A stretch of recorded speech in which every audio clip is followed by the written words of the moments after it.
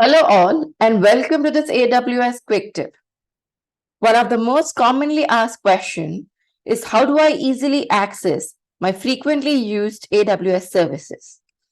Let us see that today.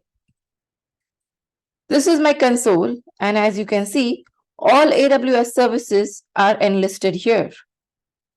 Let us assume that EC2, S3, RDS are some of the services that are used on frequent basis or regular basis.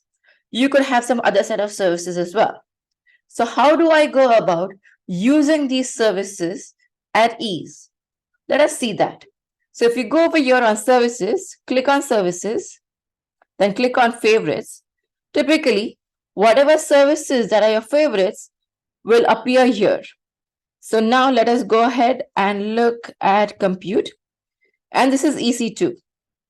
So if I click on the star over here, right besides EC2, I have made it my favorite.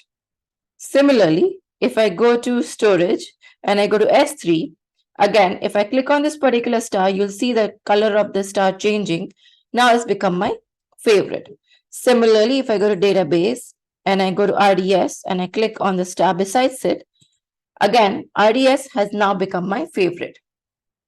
So instead of navigating around and going to all services or searching for it, if I go to my favorites, I will see all these three services enlisted here. Not only that, you will see those services, as you see where my mouse is right now, right here in the favorites bar on the top, right? So let's assume that I go to EC2 and I'm working in EC2. And while I'm working around with my instances and all of that, suddenly I feel the need to go to RDS or S3. So rather than going up on the search bar or going back to services or all services, I can easily go to my favorites icon bar and click on S3 and then navigate to S3. I'm just waiting for this page to load. So the page has been loaded. And now if you see, my services are right here. So now if I want to go to S3, I can just simply click on S3. So if I click here, you will see that I will be navigated to S3 instantly.